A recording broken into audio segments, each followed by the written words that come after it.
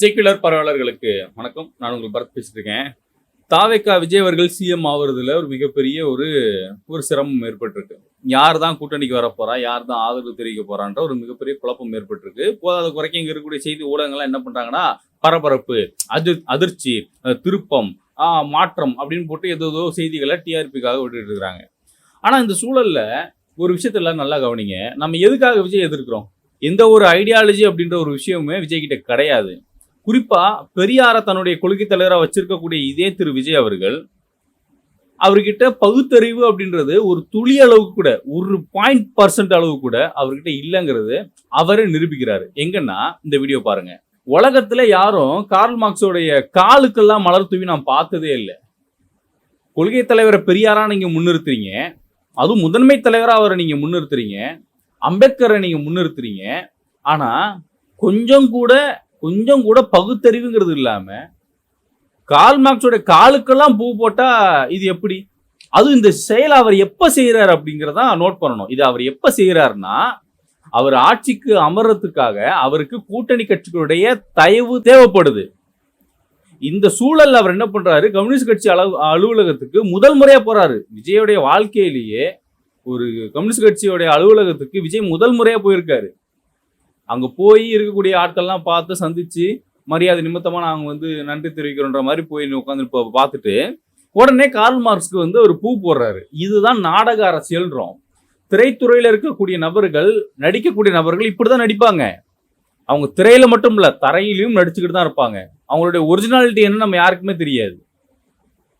இது போதாத குறைக்கும் எனக்கு தோழர்கள் மீது எனக்கு மிகப்பெரிய ஒரு கோபம் என்னன்னா, நல்லா பாருங்க, வாச்சாத்தி படுகொலை அப்படின்ற ஒரு மிகப்பெரிய ஒரு கொடூரத்தை செஞ்ச ஒரு கொடூரன் செங்கோட்டையன். இன்னைக்கு அந்த செங்கோட்டையனை நம்ம தோழர் என்ன பண்றாருன்னா, கையை பிடிச்சிக்கிட்டு சிரிச்சு பேசிக்கிட்டு எப்படி மனம் வரும்?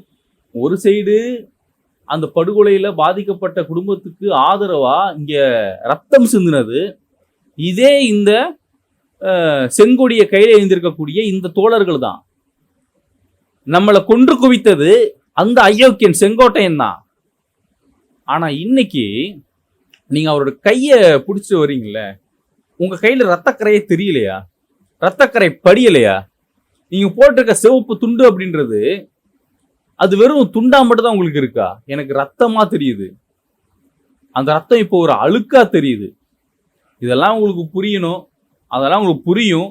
ஆனாலும் அதிகாரத்துக்காக நீங்க இன்னைக்கு எடுக்கக்கூடிய இந்த முடிவுங்கிறது தமிழ்நாட்டுக்கு ஒரு மிகப்பெரிய ஒரு பேராபத்தை ஏற்படுத்த போதுங்கிறது தான் இங்க உண்மை. அதுதான் உண்மை. தேர்தலுக்கு முன்னாடி இதே தலைவர் தான் சொல்றாரு, விஜய் திரைத்துறையிலிருந்து வந்தாலும் அவர் இங்க என்ன மாற்று அரசியல் பேச போறாரு, என்ன கொள்கை கோட்பாட்டை முன் வச்சிருக்காரு, இந்த 2 வருஷத்துல அவர் எந்த ஒரு அரசியலுமே பேசல் முன்வைத்த ஒரு தலைவர், ஒரு தோழர் இன்னைக்கு என்ன பண்றாரு, ஆட்சி அமைப்பதற்கு அவங்களுக்கு ஆதரவு தெரிவிச்சிருக்காரு. வாழ்த்துக்கள், கண்டிப்பா வாழ்த்துக்கள். நீங்க நல்லா கவனிங்க, பாஜக சைலண்டா இருக்கான். ஏன் பாஜக சைலண்டா இருக்காங்கன்னா, நடக்கிறத வேடிக்கை பார்த்துட்டு இருக்காங்க. உண்மைக்குமே பாஜக இடத்துல நான் இருந்தா நான் எப்படி தெரியுமா ஒரு அரசியல்வாதியா யோசிப்பேன்? விஜயை அழிக்கணும் ஒழிக்கணுங்கிறது என்னுடைய எண்ணமா இருக்காது. அப்படி பண்ணா எனக்கு எந்த லாப திட்டமும் இல்லையே. நான் என்ன யோசிப்பேன்னா, விஜயை நான் கண்ட்ரோல் எடுக்கணும்னு யோசிப்பேன். இப்ப விஜய பாஜக ஒருவேளை கண்ட்ரோல்ல எடுக்குது அப்படின்னா, இது வரைக்கும் விஜய் பாஜக கண்ட்ரோல்ல இல்லை, ஆனா இருக்குன்னு சொன்ன நபர்கள் தான் இவங்க. யாரு? நம்ம தோழர் திருமாவர்கள். பாஜகவுடைய குழந்தை தான் விஜய்லாம் சொன்னவர். இந்த பக்கம் கம்யூனிஸ்ட் கட்சி தோழர்கள்லாம் சொல்லியிருந்தாங்க, பாஜகவோட பி டீம் தான் விஜய் அப்படின்னு. இன்னைக்கு அந்த பாஜகவுடைய பி டீமா இருக்கக்கூடிய, பாஜகவுடைய குழந்தையா இருக்கக்கூடிய விஜய்க்கு நீங்க ஆதரவு தெரிவிக்கிறது அப்படின்றது தமிழ்நாட்டுக்கு ஒரு மிகப்பெரிய ஒரு பேராபத்தை ஏற்படுத்தும் அப்படிங்கிறதான் உண்மை. அதான் உண்மை. என்னை பொறுத்த வரைக்கும் இந்த அரசியல் களத்துல தமிழ் தேசிய கட்சி இருக்கணும், இல்லாட்டி திராவிட கட்சி இருக்கணும், இல்ல தேசிய கட்சி யாராவனாலும் இருந்துட்டு போட்டோம். ஆனா காங்கிரஸ் இருக்கக்கூடாது. அவன் துரோகி. எப்போதுமே காங்கிரஸ் அப்படின்றவன் தமிழினத்துக்கு துரோகம் செய்த ஒரு நபர் தான். அதை இன்னைக்காவது திமுக உடன்பிறப்புகள் புரிஞ்சிருப்பீங்கன்னு நினைக்கிறேன். திமுக நம்ம எதிர்க்கிறதுக்கான மிக முக்கியமான காரணமே காங்கிரஸ் கூட்டணி மட்டும்தான். இன்னைக்கு காங்கிரஸ் இல்ல, எனக்கு அதுல சந்தோஷம். ஆனா இன்னைக்கு அந்த காங்கிரஸ் அதிகாரத்துக்காக உங்களை காவு கொடுத்துட்டு இன்னைக்கு விஜய் கூட போய் நிக்கிறாங்க. அதெல்லாம் நீங்க தெரிஞ்சுக்கணும். இன்னைக்கு இந்த பாஜகவுடைய குழந்தையா இருக்கக்கூடிய விஜய் அவர்கள் நாளைக்கு மிகப்பெரிய ஒரு ஒரு தலைவரா உருவெடுக்கிறார் அப்படின்னா, வளர்ந்து வராரு அப்படின்னா, பாஜகவோட கண்ட்ரோல்ல அவர் இருக்கிறாரு அப்படின்னா, தோழர்கள்லாம் என்ன பண்ணுவீங்க? என்ன பண்ணுவீங்க? இங்க இருக்கக்கூடிய டிவிக்கு தொண்டர்கள், இனிமேல் அப்படிதான் நம்ம சொல்லணும். தொண்டர்கள் இவங்கெல்லாம் வந்து இதுக்கு முன்னாடி திமுக கூட்டணியில் இருக்கும்போது நீங்க பேசலையான்னு கேட்கறாங்க. திமுக கூட்டணியில காங்கிரஸ் இருக்கும்போது நம்ம கடுமையான வார்த்தைகளை முன் வச்சிருக்கோம், கடுமையான விமர்சனத்தை முன் வச்சிருக்கிறோம். ஆனா இன்னைக்கு அதே தப்பை தானே நீங்களும் பண்றீங்க. மாற்றம்ன்றீங்க. முத நாளே நீங்க என்ன பண்றீங்கன்னா, மக்களுக்கு ஏமாற்றத்தை கொடுத்துருக்கீங்க. அதுதான் கொடுத்துருக்கீங்க. இப்ப நம்ம கேள்வி என்னன்னா, தோழர்கள் என்ன பண்ண போறீங்க? கொள்கை இல்லாத தலைவர் விஜய்ன்னு சொன்னது இந்த தோழர்கள் தான். இங்க இருக்கக்கூடிய சாதி ஆணவ படுகொலைக்கு எதிரா இவர் என்ன பேசியிருக்காரு சொல்லி கேட்டது இந்த தோழர்கள் தான். இங்க இருக்கக்கூடிய பொருளாதார மேம்பாட்டுக்கு என்ன செய்ய போறாரு, அவர்கிட்ட என்ன ஐடியாலஜி இருக்கு அப்படின்னு கேட்டது இதே தோழர்கள் தான். இதே தோழர்களை தான் விஜய் பாஜகவுடைய குழந்தை அப்படி இப்படின்னு விமர்சனம் பண்ணாங்க. இன்னைக்கு நீங்களே போய் நிக்கிறது அப்படிங்கிறது எப்படி உங்களுக்கு உறுத்தலையா? ஒரு துளியல கூட உறுத்தல? வாச்சாத்தி படுகொலை உங்க நினைவுக்கு வரல? டாக்குமெண்ட்ரிலாம் எடுத்து நீங்க தேர்தலுக்கு முன்னாடி வெளியிட்டீங்களேங்க. டாக்குமெண்ட்ரிலாம் எடுத்து விட்டீங்க. உங்களுடைய சமூக வலைதள பக்கத்திலே அதுதான் அதிக பார்வையாளர்களை கொண்டு வந்த ஒரு டாக்குமெண்ட். அப்படி இருந்தும் நீங்க இன்னைக்கு அந்த வாச்சாத்தி படுகொலையில இறந்து போன பாதிக்கப்பட்ட குடும்பத்துக்கு நீங்க துரோகம் பண்ணிருக்கீங்க. இந்த பக்கம் கவனிங்க, ஆதவர்ஜனாவை பாருங்க. நாங்க ஆட்சிக்கு வந்தால் திமுக இருக்கக்கூடிய ஆட்கள், திமுக கூட்டணியில் இருக்கக்கூடிய நபர்கள் மீது நாங்க நடவடிக்கை எடுப்போம்னு பதிவு பண்ணியிருக்காங்க. ஒருவேளை அந்த பயத்துக்கு காரணமா நீங்களும் அங்க போயிட்டீங்களா? திமுக கூட இருந்தா நமக்கு ஏதாவது ரிவெஞ்ச் எடுத்துருவாங்க, பழி வாங்கிடுவாங்க அப்படின்ற பயத்துல நீங்க அங்க போனீங்களான்னு எனக்கு தெரியல. நான் அதிமுக கூட்டணி இன்ன வரைக்கும் எந்த ஒரு முடிவும் எடுக்கல. எனக்கு அது வரைக்கும் ஓகே தான். ஏன்னா 2 திராவிட கட்சிகளும் இங்க தவறான எந்த முடிவும் எடுத்துடக்கூடாதுங்கிறதுல நான் தெளிவா இருக்கும்னு நான் நினைக்கிறேன்.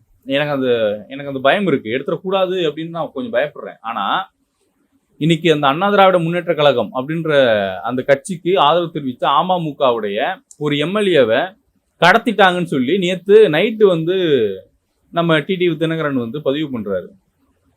அப்புறம் அது சுட சுட செய்திகளா மாறுது, பரபரப்பாகுது. உடனே நாங்க கடத்தப்படலை அப்படின்னு ஒரு கூட்டம், நாங்க கடத்தலன்னு ஒரு கூட்டம். கடத்தாததுக்கு நீங்க என்னப்பா ஆதாரம் வச்சிருக்கீங்கன்னா, நான் பாருங்க நாங்க கடத்தலைன்னு சொல்லி அவங்களே டிவிகே தரப்புல இருந்து ஒரு ஆடியோ ரிலீஸ், ஒரு வீடியோ ஒன்று ரிலீஸ் பண்றாங்க. திரும்ப இவங்க அதை ஏஐ வீடியோன்றாங்க. மிகப்பெரிய குழப்பம் போயிட்டு இருக்கு. இதுக்கிடையில ஜனாதிபதியுடைய ஆட்சி அமைக்கப்படுமா அப்படின்ற ஒரு கேள்வி எழுப்பப்பட்டிருக்கு. என்ன நடக்க போகுதுன்னு யாருக்கும் தெரியல. விஜய்க்கு இன்னும் மெஜாரிட்டி கிடைக்கல. இங்க ஒரு மிகப்பெரிய குழப்பம் போயிட்டு இருக்கு. இந்த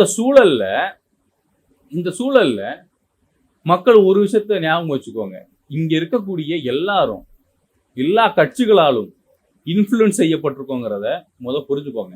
ஒரு கொள்கையை நானா விரும்பி தேர்ந்தெடுக்கிறேன், ஒரு புத்தகத்தை படிச்சு நான் என்னுடைய அறிவை தீட்டிக்கிறேன், நான் ஒரு கொள்கைக்கு நான் வந்து சார்ந்து வேலை பார்க்கறேங்கிறது வேற.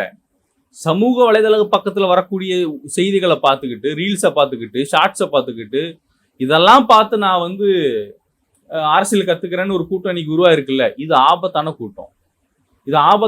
இந்த கூட்டத்தை நம்ம எதிர்க்கணும். கொள்கை இல்லாத ஒரு கூட்டத்தை நம்ம எதிர்த்து நிக்கணும். எம்ஜிஆர் மாதிரி வந்துட்டாரு விஜய்ன்றாங்க. எம்ஜிஆர் கிட்ட கொள்கை இருந்தது, கோட்பாடு இருந்தது. அண்ணாவின் வழி வந்து நின்னாரு. அவரு அண்ணாவின் வழி வந்து நின்னாரு. இன்னைக்கு திராவிடம்ன்ற ஒரு ஒற்றை நோக்கத்துல, நான் இப்பயும் சொல்றேன், தமிழ்நாடு அப்படின்ற இந்த நாடு கட்டமைக்கப்பட்டது திராவிடம் அப்படின்ற கட்டமைப்பால. இங்க வாழக்கூடிய மக்களுக்கு வாழ்வியலா தமிழ் தேசியம்ன்ற ஒரு சித்தாந்தம் வேண்டும் சொல்லி இங்க தமிழ் தேசிய எழுச்சி அப்படின்ற ஒரு விஷயம் இன்னைக்கு உருவெடுத்திருக்கு. இன்னைக்கு அதையும் மட்டம் தட்டணும், இதையும் வீழ்த்தணும்னு சொல்லி இன்னைக்கு திராவிடம் தமிழ் தேசியம் அப்படின்ற ஒரு சண்டையை மூட்டி விட்டுக்கிட்டு சுத்தி ஒரு கூட்டம் உள்ள வந்துகிட்டு இருக்கு. புறம் வழியாக ஒரு கூட்டம் தமிழ்நாட்டுக்குள்ள கால் பதிச்சிருக்கு. நம்ம இங்க இருக்கக்கூடிய இந்த டிவிக்கு தொண்டர்கள்கிட்ட நம்ம ஐடியாலஜி பேசுறது வேஸ்டா எனக்கு தோணுது. அவங்களுக்கு ஆர்எஸ்எஸ் கோட்பாடு என்னன்னு தெரியல, பாஜகவுடைய கோட்பாடு என்னன்னு தெரியல, திராவிடம்னா என்னன்னு புரியல, சமூக நீதினா என்னன்னு தெரியல, கம்யூனிசம்னா என்னன்னு தெரியல. கம்யூனிசம்னா என்னப்பான்னு கேட்டோம்னா விஜயோட டைலாக் தூக்கிட்டு வந்து பேசிட்டு இருக்காங்க. நம்ம பசிக்கு போக நம்ம சாப்பிட்ற ஒவ்வொரு இட்லியும் அது இன்னொருத்தவங்களதுமா அப்படின்னு விஜய் டைலாக் பேசிட்டு இருக்கிறாங்க. நான் இப்பயும் கேட்கிறேன், திருப்பரங்குன்ற விஷயத்துல கூட்டணி கட்சிகளா இன்னைக்கு நீங்க தாவேக்காவுக்கு ஆதரவு தெரிவிச்சிருக்கீங்கல்ல, நீங்களாம் என்ன நிலைப்பாடு எடுப்பீங்க? விஜய் அவர்கள் அந்த விஷயத்துல என்ன நிலைப்பாடு கொடுத்திருக்காரு நம்ம யாருக்காவது தெரியுமா? இது வரைக்கும் கொடுக்கலங்க. தமிழ்நாட்டினுடைய மிக முக்கியமான பிரச்சனை சாதிய பிரச்சனையா இருக்கட்டும், சாதிய தீண்டாமை பிரச்சனையா இருக்கட்டும், மதவாத பிரச்சனையா இருக்கட்டும், மக்களை பிளவுபடுத்தக்கூடிய எந்த ஒரு பிரச்சனையா இருக்கட்டும், இந்த கார்ப்பரேட்டினுடைய பல அட்டூழியங்களா இருக்கட்டும், இது எதுக்குமே விஜய் இன்ன வரைக்கும் மிக முக்கியமான பிரச்சனை இதெல்லாம். இந்த பிரச்சனை எதுக்குமே விஜய் இது வரைக்கும் வாய் திறந்து பேசல. இதான் உண்மை. அப்ப தெரிஞ்சுக்கோங்க, புரிஞ்சுக்கோங்க, ஏமாறாதீங்க. நம்ம வீழ்த்தப்படுறோம். அதுவும் நம்ம மண்ணுக்கும் நம்ம நிலத்துக்கும் சம்பந்தமே இல்லாத ஒரு கூட்டத்தால நம்ம வீழ்த்தப்படுறோங்கிறத தெரிஞ்சுக்கோங்க. என்னோட இணைந்திருக்கும் அனைத்து உறவுகளுக்கும்